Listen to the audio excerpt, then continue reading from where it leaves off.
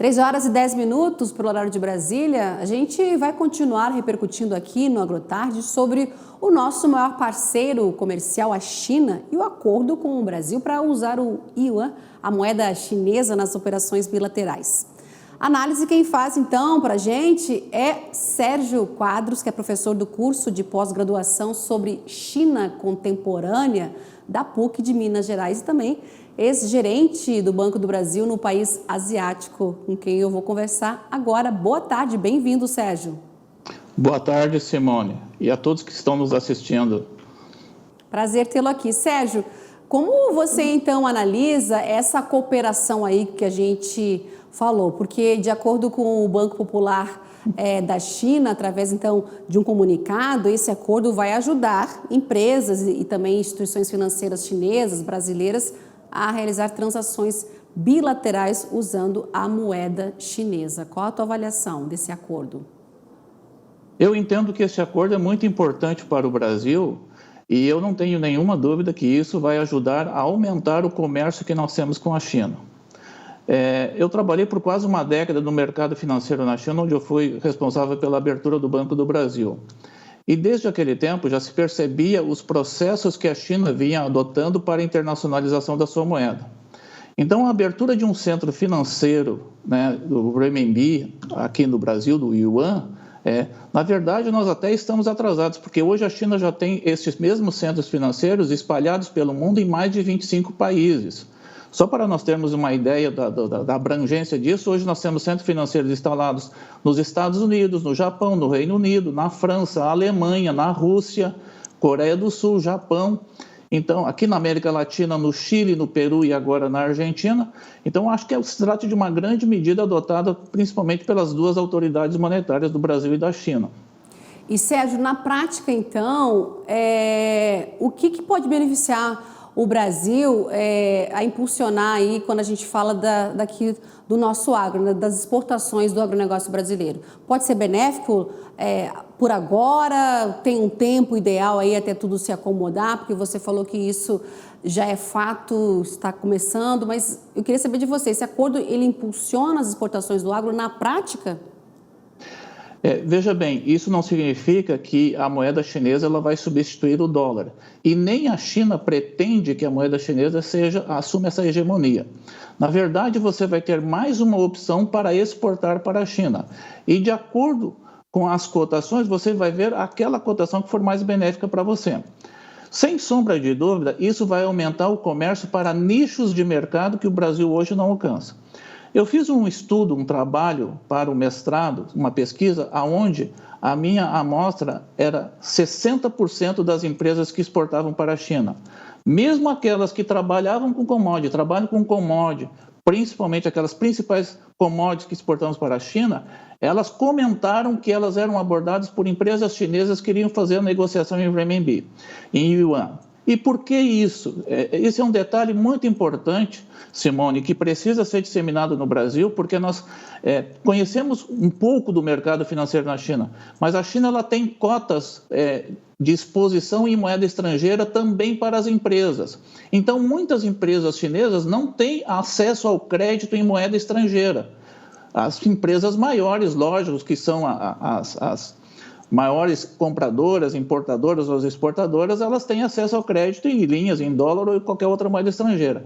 Mas as pequenas e médias empresas chinesas não. E essas empresas passam a ter acesso ao mercado na medida que elas podem utilizar a sua moeda própria, ou seja, com redução dos custos de transações. Mas e aqui para o nosso exportador? O nosso exportador ele vai ter mais uma opção. Ele pode continuar exportando em dólar, mas ele pode fazer, se ele for trabalhar na área de commodities, e se ele não quiser fixar o preço antecipadamente, ele pode deixar o preço a fixar e fazer a conversão na moeda chinesa em relação ao dólar na data que ele fixar o contrato dele. Tá? Então, eu acho que é mais uma opção, é mais um incremento. O que nós temos hoje são os mesmos compradores, principalmente se você pegar na hora, já que estamos falando de commodities, né? Você vai pegar as mesmas empresas que são os grandes players, tá? A partir de agora vai começar a surgir outros que vão querer entrar nesse mercado também, com a possibilidade de pagamento em renminbi. É lógico que o produtor no Brasil ele vai receber na sua moeda, em real. Quem vai ficar com essa moeda, o yuan, vai ser o Banco Central, que vai dar liquidez junto com essa clearing que vai ser instalada no Brasil.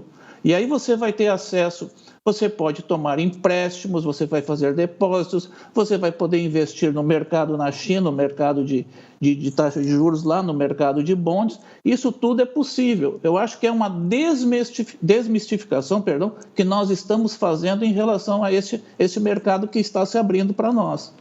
Ou seja, né, Sérgio, é mais uma ferramenta, como você falou aí, não quer dizer que o dólar, como a moeda mais usada aí nas transações comerciais, ela de fato vai perder aí para moeda chinesa, não é? É mais uma oportunidade aí quando a gente fala de acordos bilaterais, segundo a tua análise, foi o que eu entendi, não é isso? É isso mesmo, Simone. Então, veja bem, eu tenho a possibilidade de exportar agora e mais uma moeda com o meu maior parceiro comercial. Vamos imaginar o contrário, vamos imaginar que as empresas brasileiras pudessem importar usando o real, a moeda real. Isso reduziria muito o custo para as empresas, os custos de transações, nós não precisamos transitar.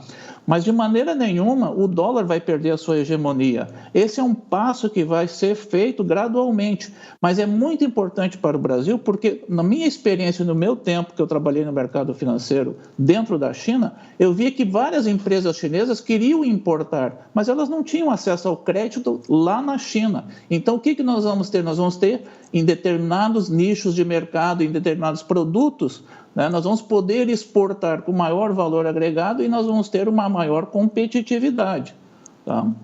E, Sérgio, como você falou, vai facilitar também aqueles pequenos empresários, não é? Para tomar esse volume aí de acessar mais mercados. Inclusive aqui no nosso mercado, que o Brasil é um grande parceiro comercial da China. E para esses pequenos aí, médios, até não estamos falando dos grandes, né? Mas sim, esse nicho aí, ele vai ser melhor beneficiado com esse acordo? Com certeza, porque você abre mais mercado e você não há necessidade de você ter uma empresa chinesa, por exemplo, ela ter crédito em dólar, como eu já mencionei. Então você vai abrir nichos. Eu, por exemplo, quando estava na China, vi um nicho de um produto que era o mel. E via nas estantes dos supermercados o mel, que foi um trabalho feito, muito bem feito por uma empresa brasileira.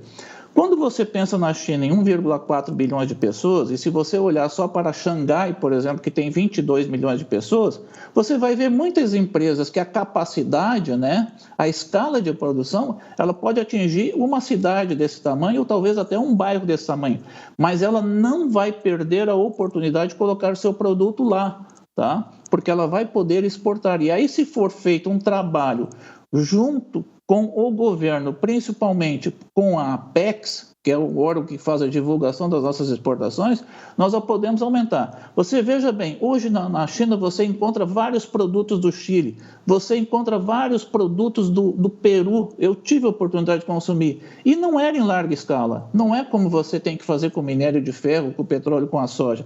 Aliás, você pega hoje na nossa balança comercial com a China, os principais produtos são 4, é petróleo, minério de ferro, soja e carnes, que estão entrando agora. Tá? Então, nós temos uma oportunidade, aí eu diria, muito grande, fazendo o nosso dever, entendendo desse mercado, para aumentar muito mais o nosso comércio com a China.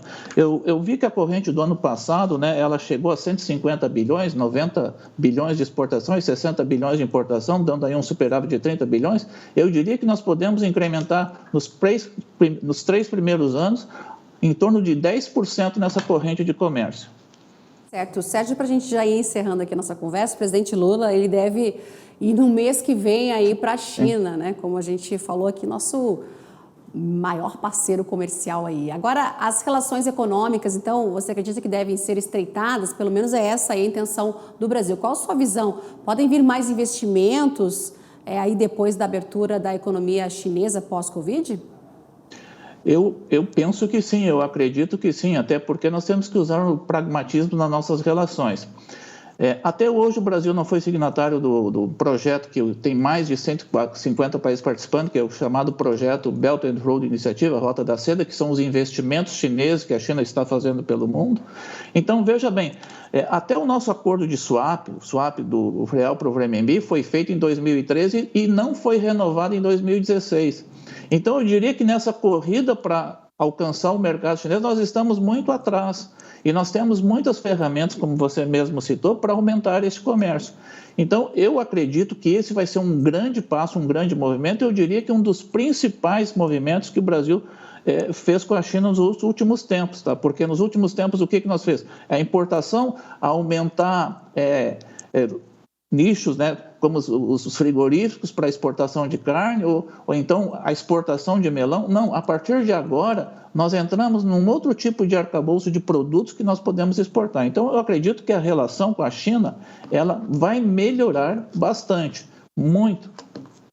Ampliar aí as nossas exportações, não é, ô Sérgio, como você falou, outros nichos aí tão importantes aí para a nossa balança comercial quando a gente fala em commodities, mas pode melhorar ainda mais, né? Agora, maior intercâmbio também, você acredita nas áreas de ciência e tecnologia aí para ampliar esse nicho?